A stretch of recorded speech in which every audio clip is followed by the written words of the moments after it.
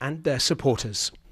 Vous, que la violence diabolique tourmente. You who are tormented by diabolical violence, pray that God frees you from the clutches of the demon. We pray for you. De vous libérer de l'emprise du démon. The mourners here at the cathedral will have many questions. Could the French authorities have done more to stop the two attackers from getting to the priest in his church? And more broadly, what can this country do to prevent further attacks? For some here, the answer is obvious. Il faut surveiller les prisons, il faut surveiller les mosquées. The government must check the prisons, it must check the mosques.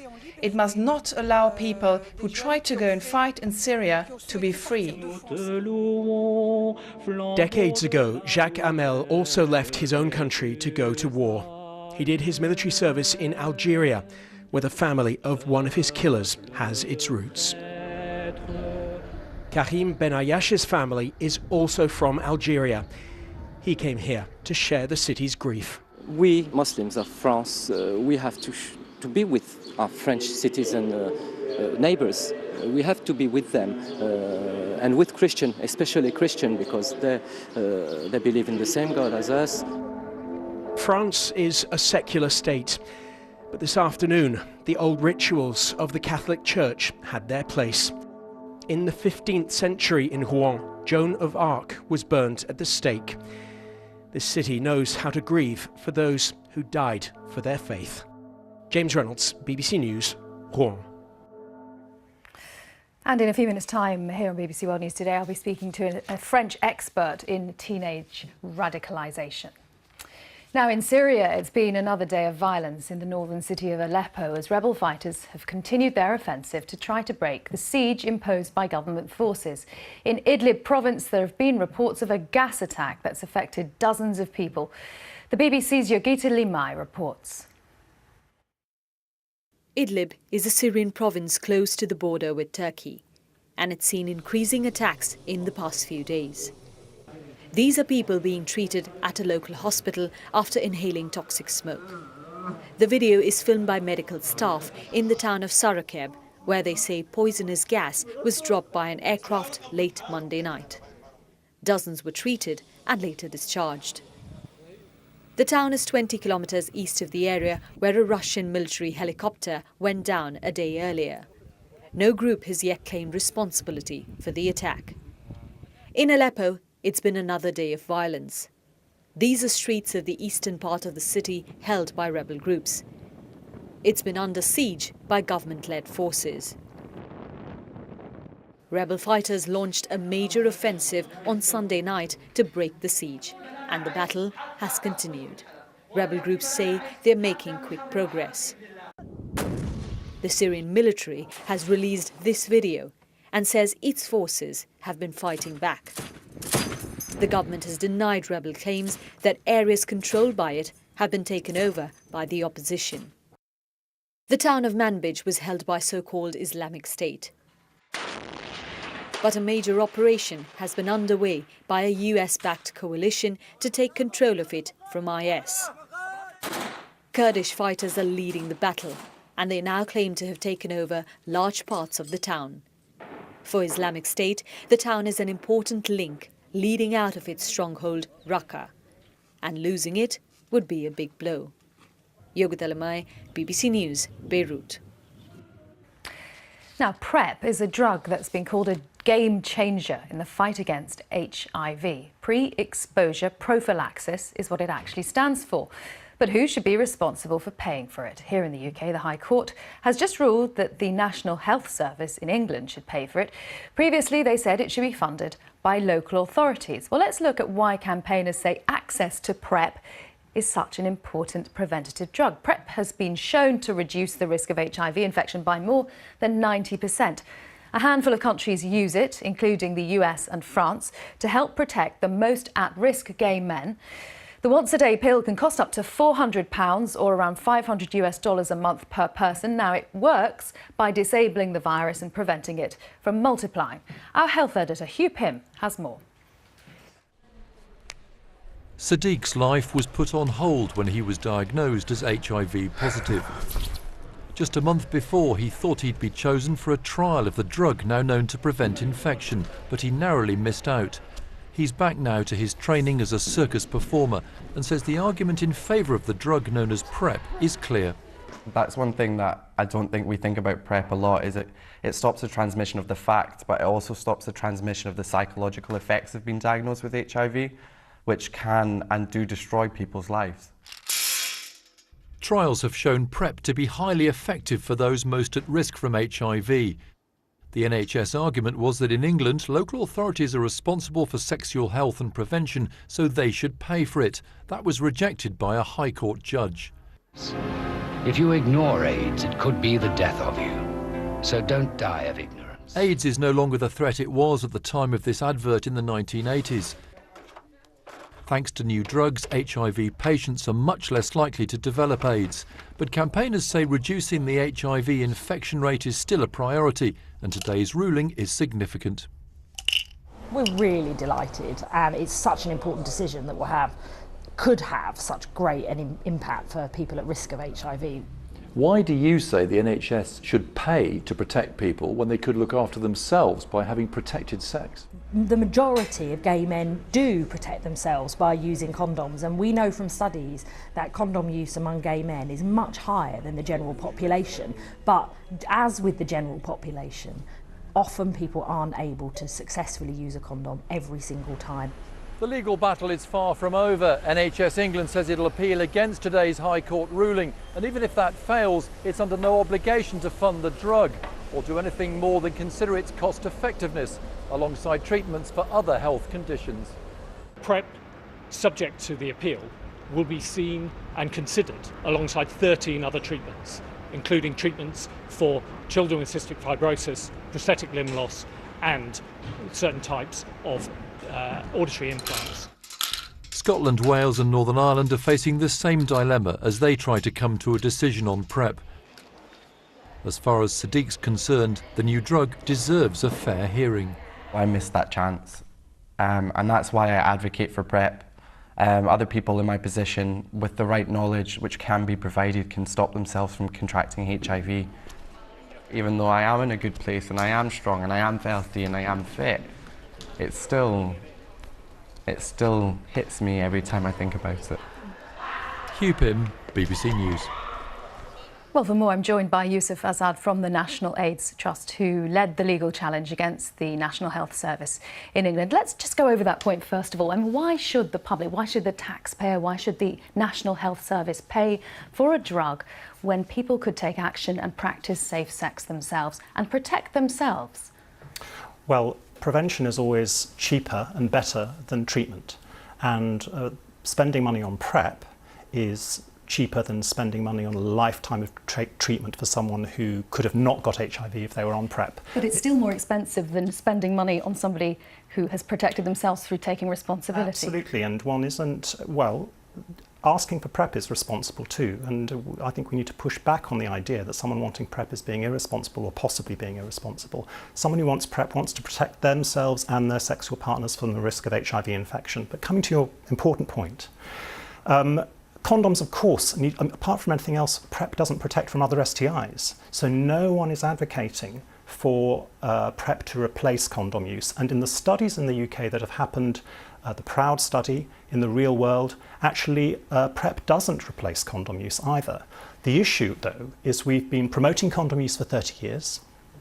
If we were able to get 100% of people to use them all the time, we would have done it by now. Even with all the promotion we've done, condoms slip, condoms break, people are not in the right frame of mind at the right time, people want greater intimacy. In a sexual encounter, one person isn't wearing the condom, so it's a whole different issue about persuading the other person. That's why we need to add to condom use with a further prevention option, which will do something to reduce the still high rate of HIV transmissions in this country. The message that you mentioned, the 30 years of campaigning for condom use, you said it hasn't worked 100%, but don't you fear that the availability of something like PrEP could undermine that message even further? No, because we will be advocating, as will the National Health Service, if it's provided through the NHS, for a combination of prevention options. As I said, the study that's taken place, people did not migrate from condoms when they started taking PrEP. They used both. There was no difference in STI rates between those on PrEP and those who were not on PrEP.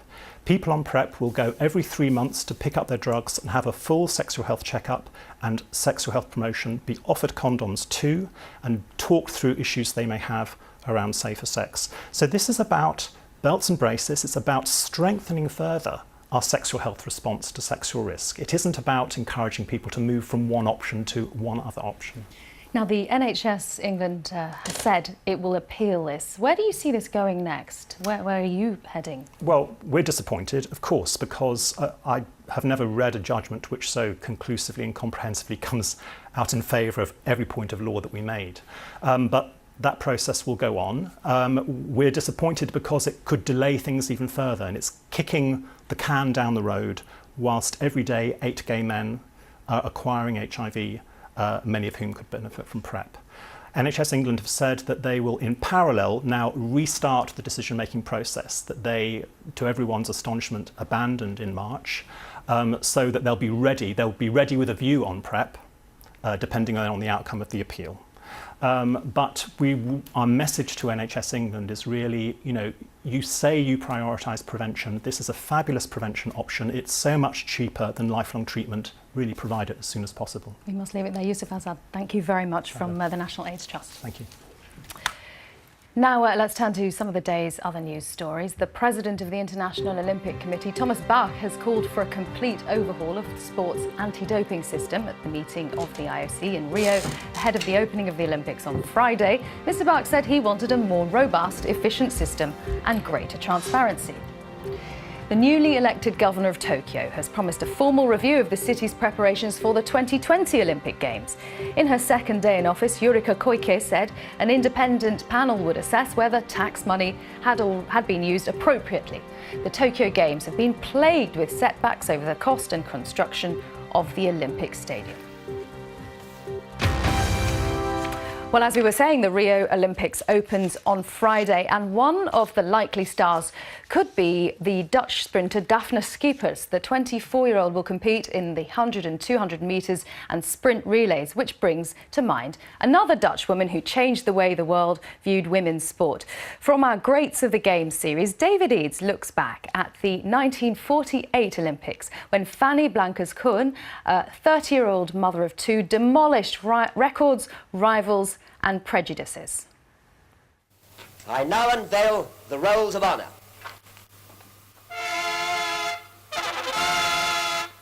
Post-war Wembley and the unveiling of the Roll of Honour after the first Olympics since Hitler's Berlin Games in 1936. The 14th Olympiad took place here in London in 1948. That was the first Games for 12 years. It was really a huge relief that it happened at all. It was also the first time that a female athlete emerged as arguably the greatest Olympian of the Games. F.E. Blankers-Koen, Fanny. In the 100-metre dash, the rest of the field seems to be standing still as the Flying Dutchwoman turns on the power. Even at this short distance, Fanny has the picture all to herself as she finishes in 12 seconds flat. In the late 40s, her dominance was as complete as any athlete's has ever been. And in London, that translated into gold medals in the 100 metres, 200, 80 metres hurdles and a relay gold. It was kind of really frowned upon to a degree about women doing sport at all, let alone a woman at 30 years old with two small children coming and setting the world alight. She was just kind of beyond her time in the 30s and the 40s. And there she is, all easygoing. And modest with it, according to many. Indeed, she might well have won the high jump and long jump, but was only allowed to compete in 3 individual events. Fanny's away like a flash this time. Make no mistake, though, her nickname of the Flying Housewife hid a deep drive to succeed. She was a single-minded lady. She was a determined lady. Nothing more interested her than actually winning competitions. One hell of an athlete, and it seems like she was one hell of a character as well. Her return home to Holland is also the stuff of legends, no hiding the esteem in which she was held by a war-weary population. But for that war, she might have competed in 5 Olympic Games. Yet through 1948 alone, the place of Fanny Blankers-Koen in the Olympic pantheon was sealed. David Eads with that report on one of sport's greatest. Now, let's go back to our top story, the funeral in France of the Catholic priest killed in an Islamist attack last week. I've been speaking to Farhad Khosrokhavar via webcam from Paris. He's an Iranian-born sociologist and author specialising in teenage radicalisation. I asked him how the issue of radicalisation may change France in the future. My guess is that European societies have to get used to it. Otherwise, they will have, lots of anger, anxiety, anguish, and so on. This phenomenon will last at least another decade. I mean, for the next years to come, Europe will be the theater of this sort of terrorist attack by Daesh, by the so-called self-proclaimed, Islamic government in Syria, Sham, and Iraq. So that one way is to accept the risks and to behave not in an anguished way. Is it always right, though? I mean, this sense that whoever carries out this attack or these kinds of attacks feels isolated, feels segregated to some extent, because even last week, one of the teenagers who carried out the attack on the priest was a very integrated part of the community from a very normal family. Yeah, you're right. I mean, there's a kind of, I would call it copycat effect. And, there are lots of people who have mental problems, psychological problems, who get involved in this sort of thing. The problem is the more you make noise about that, the more you show some sort of anger, the more they are encouraged, to act, those people who are mentally disturbed. And that's one of the major problems. They should be treated as being, vulgar, non-existent people rather than, negative heroes, as I call them. That means by giving them this sort of importance through the media and so on, you treat them as being, superheroes. I know you've written extensively about the problems with radicalisation in prison. Just give us a sense of how big a problem that is. The problem of radicalization in prison, is a very complex one. You cannot deal it in 3 minutes. But there is one side of it which is based on the fact that in French prisons you have almost half of the inmates who are Muslims. Muslims, not necessarily practicing Muslims, but Muslims who feel humiliated. And you have at the same time the problem of these maisons d'arrêt, they call them. Maisons d'arrêt are short-term prisons in which you have huge numbers of young people in cells, in small cells, and sometimes 2 or 3 in a 9 square meter cell without any kind of facility, so that they feel they are humiliated. They develop this sort of hatred towards society, and they build up, some kind of ties with the others. And some of them are self-proclaimed imams, and the scarcity of imams in French prisons is another contributing factor towards this situation. Farhad Khosrokhavar, a sociologist there in Paris. Now, President Obama has again criticised the Republican candidate Donald Trump, this time for his attacks on the family of a Muslim US Army captain killed in Iraq. Mr. Obama said this latest gaffe shows the extent to which Mr. Trump is unfit to serve as president. He also criticised Republican leaders for continuing to support him, despite having to distance themselves from his remarks. I think the Republican nominee is unfit to serve as president. I said so last week, and he keeps on proving it. I think what's been interesting is the repeated denunciations of his statements by leading Republicans, including the Speaker of the House and the Senate Majority Leader and prominent Republicans like John McCain. And the question I think that they have to ask themselves is, if you are repeatedly having to say in very strong terms that what he has said is unacceptable, why are you still endorsing him? Well, as for Donald Trump, he's released a statement saying that Hillary Clinton is unfit for government. Earlier, the Republican presidential candidate also compared his Democratic rival to the devil during a campaign speech in Pennsylvania. He made the remark while criticising her former party rival Bernie Sanders for backing Hillary Clinton during the recent Democratic National Convention. And then when they showed Bernie very angry, they're talking about Bernie, because he made a bad deal. He should have not made a deal. He would have gone down and done something really important. Once he made that deal, and believe me, he has buyer's remorse. You know, this guy has buyer's remorse. He looked at that, and he was so angry when they were talking about him, and his people are angry at him, and they should be. If he would have just not done anything, just go home, go to sleep, relax, he would have been a hero. But he made a deal with the devil. She's the devil. He made a deal with the devil. It's true. And it's only just the beginning.